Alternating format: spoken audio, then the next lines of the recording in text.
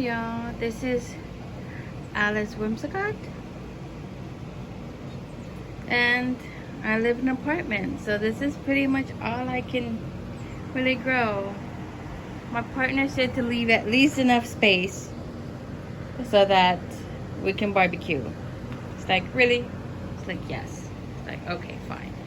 So I'm like trying to cover this corner as much as I can. Now technically I have all this space right here, all that rocky space, even around the corner, because the apartment complex told me that I could do anything as long as it doesn't obstruct firefighters. So like I left a little bit of a walkway right there so that people can go over there, so I could technically fill all this up all the way down there. I can technically fill up all of that because they just need to walk one way to get to the machinery. I think I could technically fill that little area up, and I got some hanging pots right here. My finches stay inside. They're just outside because I'm cleaning them. And I got their food and water bowls over here. This big cage, I wanted to fill it with quail. It doesn't fit under my turtle tank inside. You can kind of see the lights of the turtle tank over there. It doesn't fit. I was like, no, it's just like a centimeter too wide for it to slip in under. I was like, if I can't keep the quail inside, I'm not gonna keep quail until I can assure that they're not gonna die. Because I live in Central Texas. It gets like over 100 degrees here. If I can't bring them in the winter, they're gonna get cold in the winter. I'm gonna try to put a tarp here for the plants to survive, but I always lose my plants during the winter months. I'll bring some of them in, like I'll try to bring in my roses, my miniature roses. I do usually clip them, and I keep the dried stuff for like spell works and stuff. I have not gotten to the point where I'll dry them for tea. I think you can have rose petal tea. I'm not sure. My lavender right here is struggling because everything wants to grow over it. But before I moved here, I had a porch that was like full sun, and everything would just dry up. Everything would just burn. My basil right here is struggling. It wants to grow over my lavender. I don't know why it's struggling so much. When I lived in the other place, it was always like really big by now. And this one is just a little scrawny thing. But like, I'm in an apartment. It's very shaded here. So they'll get like about maybe 2 hours of sun in just this little amount right here. Will fill up with sun like about 2 hours a day. So that's not a lot for like plants that love sun, like the basil and the lavender, and that's probably why they're suffering. But they're green and not dead, so it's better than just the scorching heat that they were suffering in my other place. I do have a few cactuses that I got many years ago from Mexico. I'm kind of trying to thin them out because I have little kids and I don't want them pricked, but I love them. I got these two. I got really big ones right here. This one used to be a chili piquin, and I would harvest from it. Reason why it died is that I had a family member bring COVID into my home, so I got sick from it. So for about 2 weeks, I wasn't watering my plants.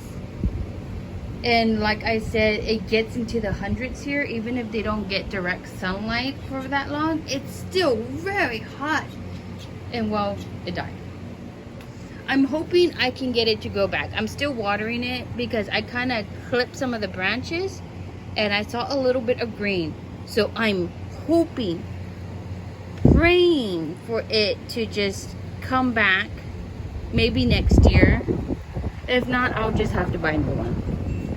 These were just a flower mix bag, really. A lot of them didn't make it. You can see that they're squiggly and scrawny. They're meant to be on the ground, so maybe just this pot just isn't deep enough for the root system, so they just fall over a lot, which is why I've got a lot of plants here trying to keep them from completely falling over, but it's very windy. These little buggers are actually dragon fruit.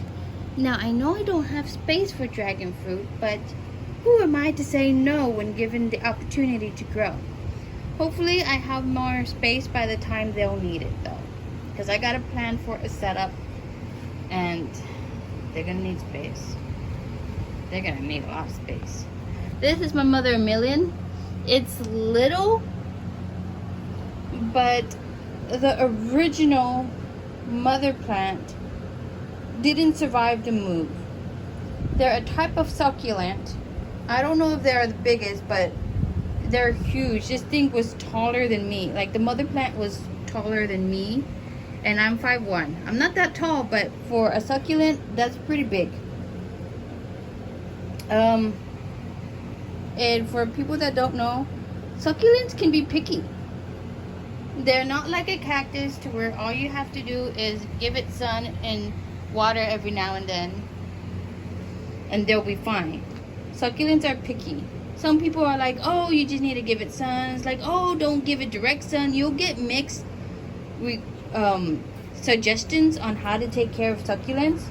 From what I've learned, succulents are like people. If they find what they like, they'll grow and stay green for you. If that particular succulent likes sun, it'll stay green. If it doesn't like direct sun and just likes part sun, it'll stay green. And it could be from the same plant. But if you move it, like the mother plant, I would have it on one side of my porch. It'd do fine.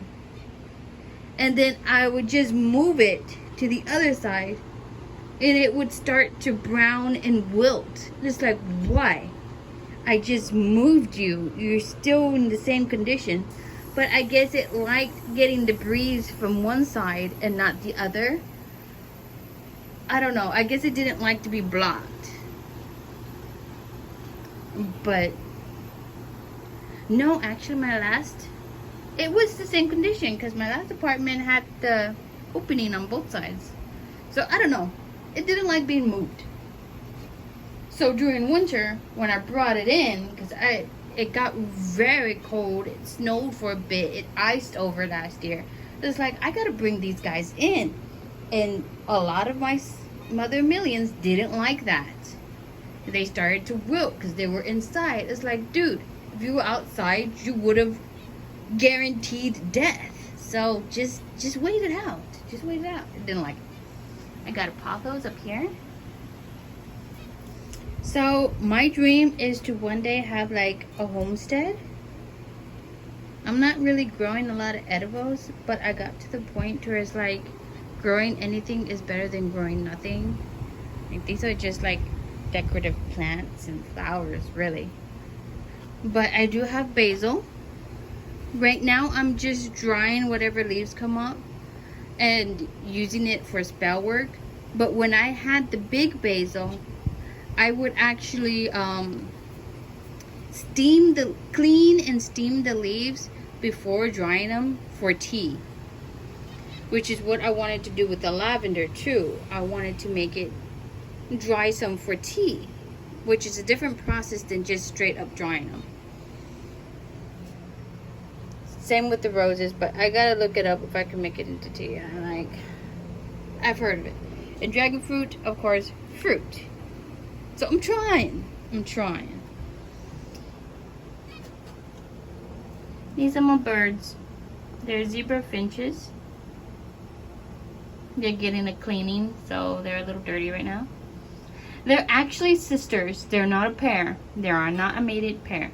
I have a nest in there because I had planned to get them a male. Now they could all just hang out together. But it's been like, what, 7-8 years since I last bought a male. Because I was just breeding in my home. I didn't have to buy any birds. And realized that the prices on zebra finches went up quite a bit. I remember buying them for like, I don't know, like $15, maybe $20. They were probably like $17 a piece. Now it's doubled. So I'm like, I don't know if I wasn't planning to have zebra finches. That was just something that happened because family members.